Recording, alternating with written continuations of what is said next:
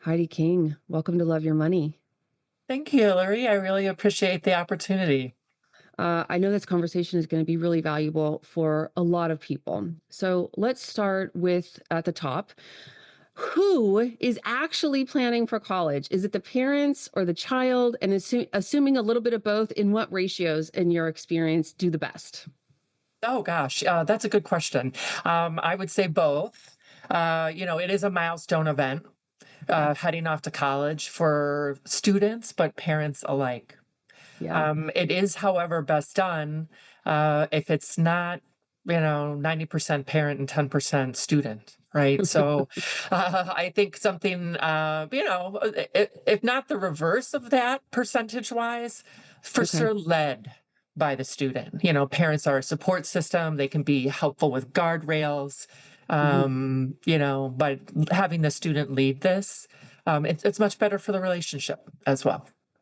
Lovely. Good to hear. Okay. And approximately when in the student's lifetime should the family begin to think about really starting to knuckle down and get serious about college planning? Yeah, no, so this is a really good question. I would say that people in general, I love sophomore year in high school to start to think about this. Okay. Freshman year, I know that some people, if maybe potentially you haven't gone to college in the United States, you might be worrying about the process or the trends or what career is best. Sometimes a 14-year-old isn't ready for that, right? Right. So I would say a little bit more like sophomore, junior year in high school, Great Lane. Okay. Um, Waiting though, much after the end of your junior year, you're going to feel like you're in the hurry up offense and you didn't even know it. Yeah.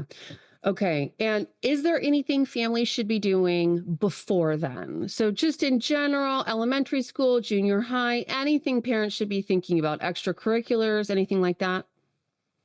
Extracurriculars, again, we'd like kids to do things for that are interesting to them, not just do things for college. At the Okay. end of the day, that also leads with maybe a little short in terms of the student's commitment, right? Yeah. And so I would say yes, having involvement, having interest outside of you know. Um, school or some activity that you're interested in, whether it be sports, whether it be music. Hmm. Colleges want to know what you have done with your time because they really want to know about what kind of an active learner or a participant you're going to be in college and beyond when they're assessing Hmm. you. So they're looking at how you're spending your time. It can be a variety of things, but having something within that extracurricular realm is important. Okay. Now, is there a range of costs that you tell families to prepare for? Like maybe it's possible, Heidi, that by the time you meet them, they need to have already been saving seriously for college, right? But is there a number you can share with my listeners today? College costs somewhere between 150 and $300,000 total cost of attendance, or should families really be individually poking around on college websites? Because of course the total cost of attendance number is reported there as well. Yes, it is. And it is a little murky when that is the only thing that you are going by, right? Because what Okay. they are doing is they are giving you their initial sticker price. And at some colleges, that is the number that you will pay if they're more selective. But often there's a little bit of room within there to negotiate. So I would say, don't assume. And for some small schools, don't let that scare you because, that pricing can be flexibly priced schools, right? Ah. Um, and then stop. One, two, three. Can you repeat the question? um, what if a parent were to stop you on the street and said, "How much do I need to save for my child to go to college?" What's the range of costs you would expect a parent to prepare for? Yes. So this is a good question because it varies widely, right? I would say it can be challenging to get college less than $20,000 a year. Okay. And then on the upper end, and I tell you what, this does surprise people. but there are about 5 to 10 schools now where you're going to pay every penny of the 95 to $98,000 per year. Wow. And those aren't flexibly priced schools. Those are schools with line out the door to go there. And so it really depends on the goals of the families, but there can be Huh. quite a range for current trends in admissions and total cost to attend. What are a couple of those top price schools, can I ask? Yeah. Last year, Vanderbilt had the distinction of being one of the higher ones, if not the highest. University of Southern California, Southern Cal, that had also above, in the mid to upper $90,000 per year. NYU, Northwestern, um, those are all the ones that are in that upper range. Wow. All right. All right. That's an intimidating number, $400,000. Even if For you can afford that, sure. I'm not Sure. sure for everybody's values, it's still a very surprising number for families that have been good savers, right? It still seems like, wow, that's a $500,000 on education. If you take, airplanes and other factors, Right. buying, sweatshirts or maybe joining a sorority or fraternity, it's a big investment at a large degree of schools. Sure, and those are impressive brand names too. Yes. And I think a lot of families are willing to pay for that. And we are going to address that in this conversation. So before I get to the nitty gritty, I mean, I'm super curious about the status of the SAT and the ACT. Yeah. But where does College Inside Track come in and work with parents? Where do you augment the process to improve outcomes? Yeah. So that's a good question. Depending on the family circumstances, I think a wonderful time is in that sophomore or junior year of high school, where you're kind of thinking about the activities list. What else can we do?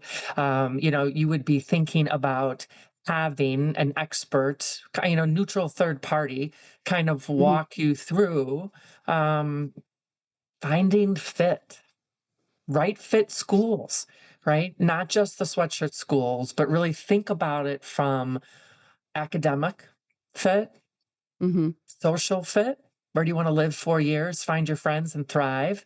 And then financial fit. Those are our three pillars that we Hmm. kind of launch from. And we have more runway if you do that in kind of those mid high school years of sophomore and junior year.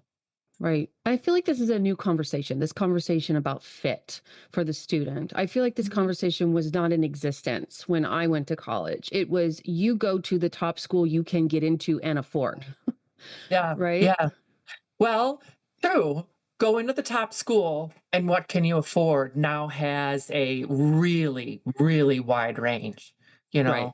So we don't want to just go to the top school that we can't afford and then be drowning in debt for years and years, And then sometimes a top school can be filled with competitive learners that doesn't match your learning style as a Hmm. student, right? You actually feel there's data that really, really supports if even though you're a smart kid, if you find yourself in a super competitive environment where you end up being, maybe the bottom quarter or bottom fifth to get in, you're Hmm. way better being off chosen as a leadership role in that next kind of learning environment. So competitive, maybe collaborative, or maybe, so I think it's more nuanced than when we went to school, Yeah. right? You know? Maybe. Yeah, Well, it and can the be. whole well, and the whole idea, I mean, I do remember, and I wasn't even planning to talk about this, but when I got to that 4-year institution and my first experience of being a small fish in a big pond, because I really had been a big fish in a small pond up until Uh, then, and it was pretty intimidating. And I yeah, remember the anxiety and the questioning myself and the what do I do now and the am I good enough conversations, and I can yeah. imagine that's too much for many students. It is, and I think that's an important conversation to have, parents and their student. We do want you to aim high Yeah. and broaden and reach, and challenge yourself. But if that learning environment is, if everybody else is going to get the internships or the co-ops or the opportunities, that's a swing and miss. So reframe it. Is this actually for a fit, the right academic fit for you? And because college is not a monolith, they don't all teach the same. So we Right. actually get to think about it more granularly when maybe you and I were just, headed off to a bigger school or whatever, depending on, our zip codes and our state we grew up Yeah. in. Yeah, exactly. Exactly. And so, okay, so college inside track is coming in ideally sophomore year, and you're providing consultative services. Talk to me about, I mean, the FAFSA. I feel like we could do two or three Yeah. whole hour-long interviews about it, but maybe I'm too early, and maybe I'm putting the cart before the horse because applications come before the FAFSA, right? Sort of. The FAFSA is taking data from 2 years before you're actually applying. So your Oh, some of your FAFSA strategies will have been missed uh, if you don't think about them until you actually start to fill out the FAFSA senior year of high school. Okay. I So started right in the middle, though. I stuck you right in the middle of that conversation. So the FAFSA is the free application for federal student aid. And I used to tell people, it's more like it's your application to borrow money. So if what you really want is to not come out of school with debt, it's not that important. What do you think about that statement? I think that it is more nuanced than that. And I do Tell think me. that families may push back on filling out the FAFSA because they perceive themselves as not benefiting from it. Hmm. Whereas, first of all, that's not actually true for families in general. If your child needs skin in the game or some ownership, it allows the student to get that student loan, that direct loan, um, for freshman year, sophomore year, junior year, senior year of college, Okay. right? Some kids need that. So you are able to get your student loan of $5,500 just by filling out the FAFSA. Nobody gets turned down for that. Okay. So I do think for many and for financial advisors and their families, they're kind of planning for the worst case scenario too. So if you have a job loss or a spouse dies, that FAFSA is in place. It is a safety net. One. Two, some colleges use the FAFSA. The majority of them use it to launch the financial cost of college. So if you don't fill it out, you could be delaying your financial award letter. How much is college going to cost? That's Uh-huh. number two. Okay, number three, the reason why you're going to fill it out is some colleges actually will give you scholarship dollars because you filled it out. So I don't know anybody that wants to leave money on the table just for not doing a form. Right. So if you are applying to those schools, you wouldn't know it because it just wouldn't be in your scholarship package. So you would miss it and you wouldn't even know, So right? are the scholarships that come out of filling out the FAFSA, are those all for financial need, or are they not all for financial need? Good question. In this case that I'm talking about, they are not based on need. Huh. They are Okay. based on that you filled out the FAFSA. Oh, it's like a little Truly. bonus check. It is. Okay, That's good. exactly right. And do all colleges do it? No. But enough do it that when we work with students, we strongly support their parents and their student having the FAFSA, which has really been simplified, right? It is not as arduous. It went from 108 questions down to 38. It Okay. is far more manageable than it was, even if it has some minefields that are challenging within it. So we recommend families do it. Plus, honestly, last thing truly is the FAFSA number does get sent to your colleges. For some, being able to have a high FAFSA number can benefit you in admissions because the colleges will know that you can, in fact, pay in full. Uh-huh. Okay. Good to know. So Um, it runs the spectrum of how people should reframe that FAFSA as their seniors in high school are launching that. And so, College Inside Track is working with families to fill out the FAFSA, and then that you have the students' grades. Now, may I ask you, what's the current status of students taking and colleges reviewing the ACT and the SAT? This is a really good question. Our answer right now is it is in flux, Yeah. but many colleges, very noteworthy colleges, East Coast colleges, UT Austin, colleges that have been test blind for years, are starting to return to a test required policy. Okay. So, families, in order to keep as many doors open for your student, it's in flux.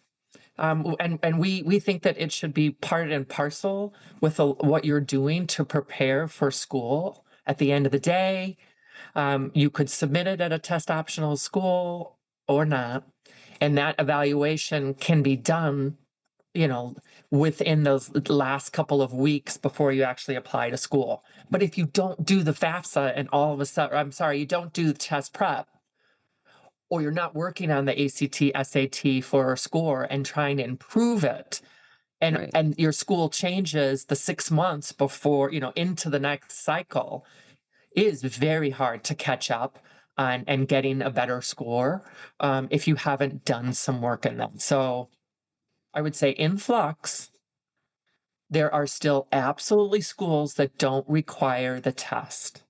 There Okay. are also schools that say they're test optional, but from the data analytics, we can see their test They performance. actually prefer, yeah. Yeah, like if Auburn is selecting 90 some percent of their students with a test, and they even say on their website, it's really more test preferred strongly, So I don't know, why not just be like test required? But, it does open a lot of doors for families in admissions, but Mhm. also for merit.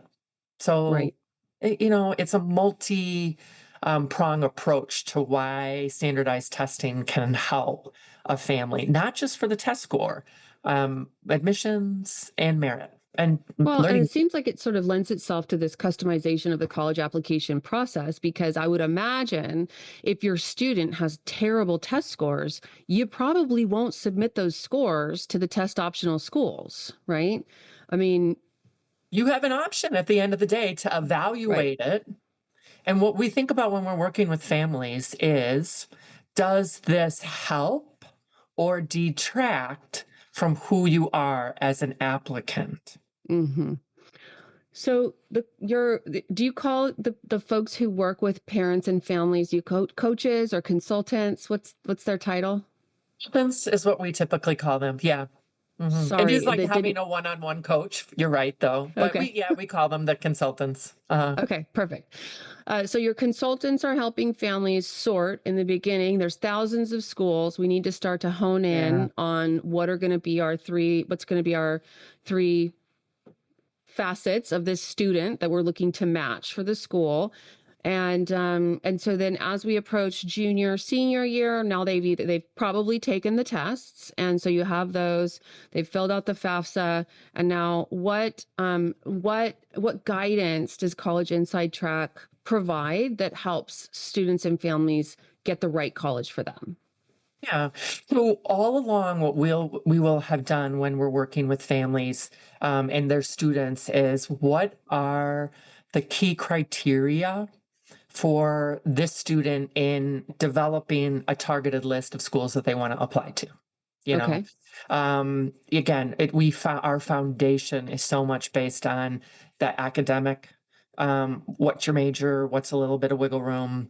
The social, where do you want to go? Find your friends, live, thrive, for the 4 years of school. And then financially, where is that lane? And then that's our foundation for building and helping the student. There is over 3,500 schools in the US. Okay. So it's daunting. It's exciting, right? Right. We've worked very hard to have our kids have options. And now all of a sudden but wow, like we opened up a huge opportunity that can be a little overwhelming for kids. to look through. So we help them organize and sort through that. We help them build the list and do list development. We help them implement strategies that will help them become better applicants for admissions, right? We help them with their timeline management. We help them with applications. We help them with the essays. We help them understand the landscape of what school and what the deadline is. Admissions has become very complicated with acronyms, Oh, early action, EA, ED, early decision, REA, restricted early action. Um, what how do those relate to my student, my child, and what's right. most advantageous? So we work with families throughout usually a very a time frame all the way through the end of their senior year in college, or I'm sorry, senior year in high school, to kind of run through all these different parts and pieces that go into a strategic search, but also more positive outcomes in terms of getting into schools that they will really thrive at because they're right fit, which eliminates or minimizes the chance that they're going to transfer. When we work with families, our transfer rate, national transfer rate is 38. For the families that work with College Inside Track, our transfer rate is down at 4%.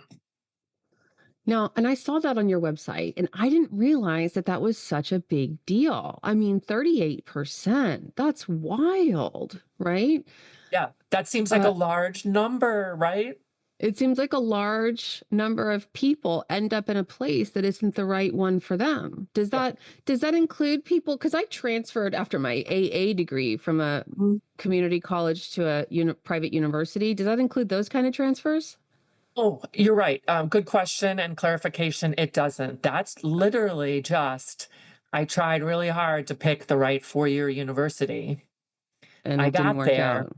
and it didn't work out. So Oh, it is really hard for families and students to run the search, um, identify right fit schools, and apply successfully.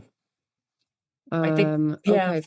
I think that shows the challenge by that number specifically, the transfer rate. Right, and it reinforces to me this kind of a square peg in a round hole kind of a problem. It's like, I mean, I come from, I was raised in the 80s. I mean, you do whatever you can to get the highest grades you can, and you go Yeah, to the best school, right? And I imagine there's parents who come from that mindset or maybe foisting kids into, and the kids are letting themselves be foisted into an environment, and probably for other reasons too, but that isn't a right fit for them. And something you and I were talking about before I hit record was this data that I think is super interesting. And, you can probably articulate it more clearly than me, but essentially they found that the bigger predictor of a child's career and financial success than their pedigree or the name of their scholastic institution is their level of ambition, their drive, their grit. right. It's more the want to that Right. they have within them. Statistics will show that just the general use of your degree and then putting it in in a fifth gear, really, really, really will serve the student better than just if they get the blinders on for the only way to succeed is an Ivy League degree, and that is just not true. It really isn't true statistically. Like if you look at CEOs, lots of CEOs didn't go to the Ivy Leagues, right? Right. And it's a success driven is more the ambition and what you do and the want to, um, um, without a doubt. Yeah. Um, so, what do you want to say about scholarship money and how families can think about scholarships? What are the misnomers? What are the myths? How does College Inside Track help? Well, so this is such it is a families want to have, they don't want to leave money on the table. So when I meet with families, I suppose it's one of the top 3 questions that people will ask initially is, "How do we Mm, find scholarships for our student?" mm, The myth and the misunderstanding is that, the good grades and how hard the kids have worked will always garner scholarships because, unfortunately, that is not true. There are many schools that don't need to give out scholarships because everybody applying to them has good grades. mhm, So families, what happens is they swing and miss a little bit as they apply for some, extremely selective schools, assuming that they're perfect, all A student, they'll be able to afford the $90,000 school because their student will get the scholarship dollars. And in fact, fewer than 5% of people will get merit if it's a highly selective school. That's a data driven fact. So that's one thing I think that's a myth is that they assume the good grades will get them merit at all schools. Um, there are schools that will give them merit. It depends a little bit on the selectivity rate of the school. I think another thing that families misunderstand about scholarships is where you find them. Um, they want to go on the internet. They want an aggregator. They want to apply and apply and apply based on a Google search. mhm. And you have to apply to between 50 and 80 online random scholarships, which I assure you do not take 10 minutes to do with all the writing and everything that you have to Right, fill out. right. 50 to 80 for an average reward of 500 bucks. Oh, Swear. okay, not worth that much time. Oh, so you're better off. You're better off, putting a little bit more hours in, mowing another lawn in your neighborhood, taking that Saturday shift. Um, Just earn the and 500 bucks. right. And as a family, the single best source of scholarship dollars is from the colleges themselves.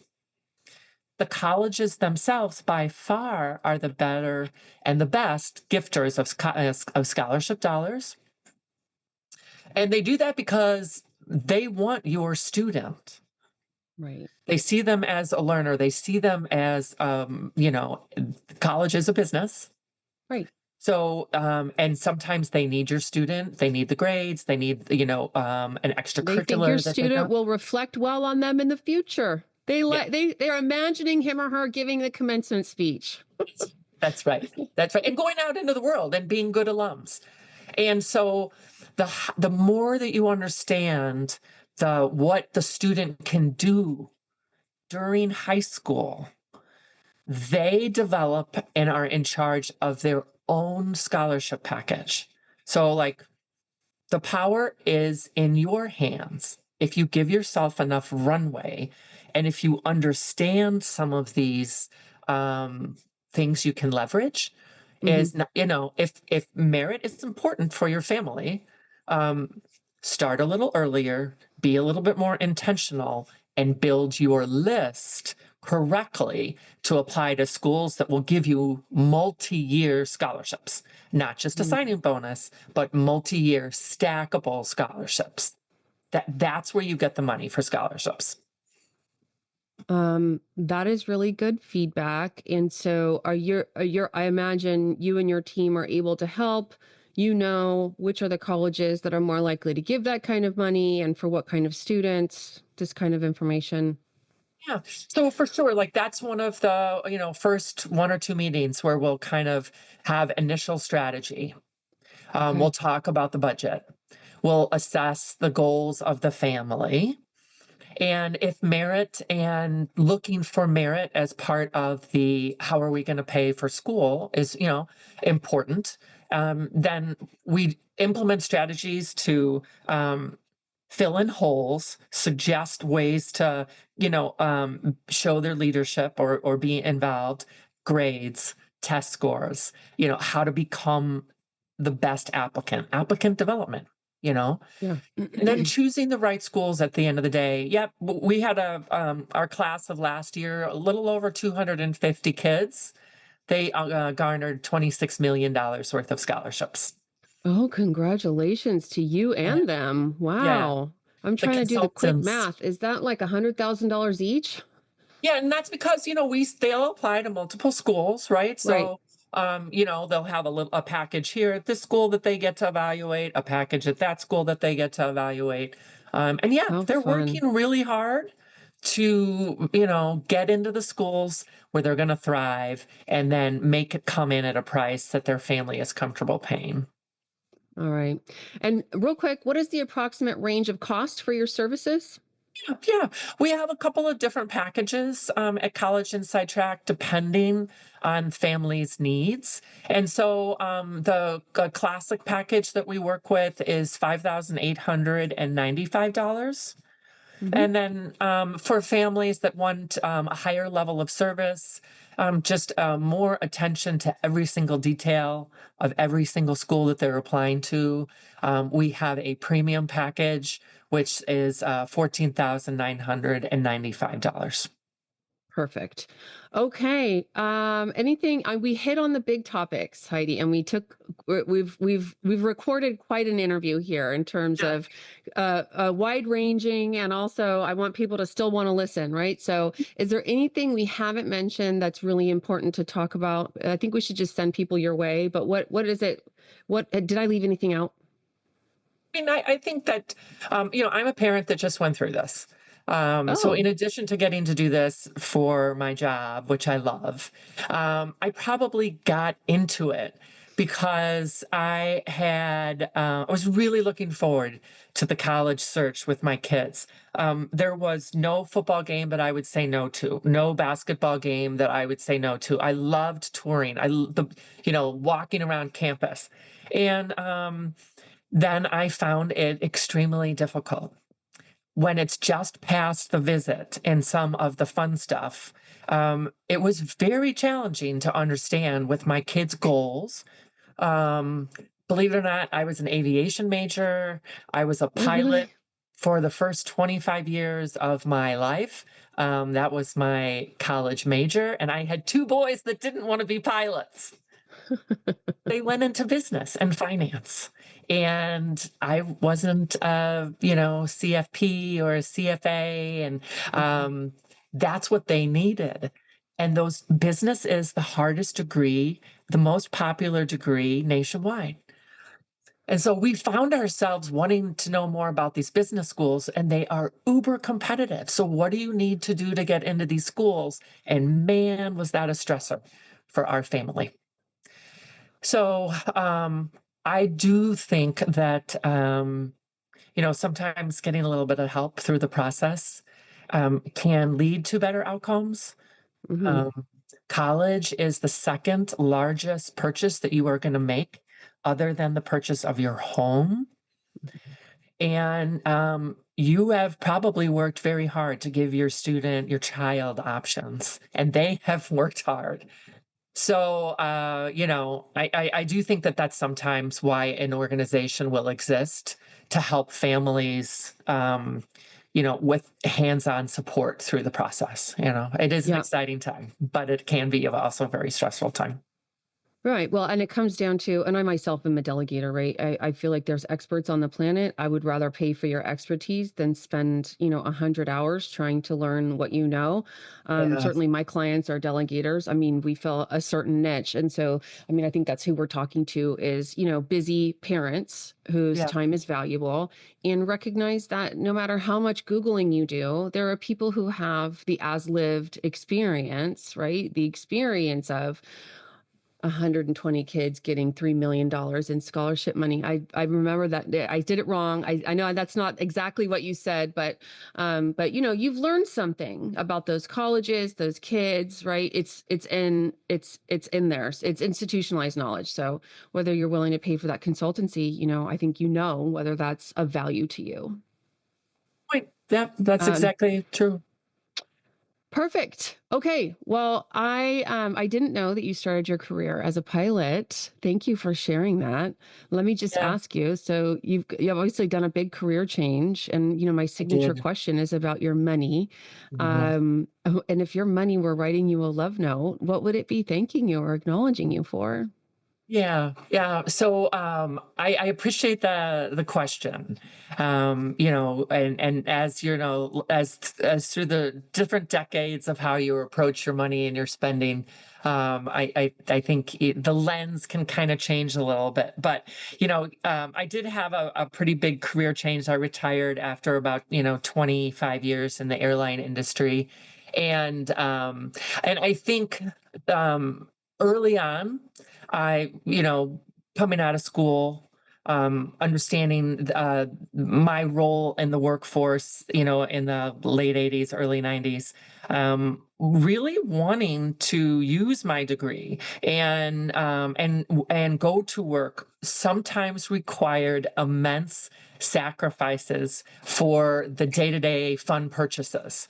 So, trying to figure out that idea of maybe deferring some purchases so your larger goals can be achieved down the road, right? Like, do you need the uh, second pair of boots and the fancy boots or whatever, so I would say that my love letter to myself was, that I was, sometimes there are planning goals, setting Hmm. goals for yourself, and having that long range goal of your put your degree to use, be flexible. Not many people do a 4 and 44 anymore. 4 years of college, same same career for the rest of, uh, No, they don't. right, right. So be a little bit flexible on that, and just being aware of your financial goals, so you can do things later in life that also speak to you. I love my career. It was a pretty big career change, and some of the early days of saving and investing really got me to the position to be able to do that later in life. Well, congratulations. There's a saying in life, you can either have the pain of discipline or the disappointment of regret. And Yeah. it just sounds like you're in a position of being able to pat yourself on the back for suffering the pain of discipline. Yeah. Yeah. Yeah. I never really thought about it that way. I do love that saying. Ku- Um, Kudos to so, you. I didn't learn about it until I was about 33, 34, but uh-huh. Uh-huh. but I've got Yeah. there now. Turn things around. So thank you for Yeah. joining us. I appreciate it, and I've really enjoyed your expertise about college planning. Yeah. Well, Hillary, thank you for what you do for your clients.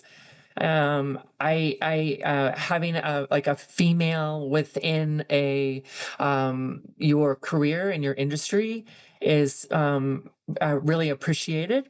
I know a lot of work goes into your licenses and your certification and keeping up on everything, and you play a big role in families. And their ease of hitting their goals. So it is really, really, really nice to see you in that role doing this for people. Thank you for the kind words. I Yeah, appreciate that. yeah, yeah. Well, I mean it. I really do.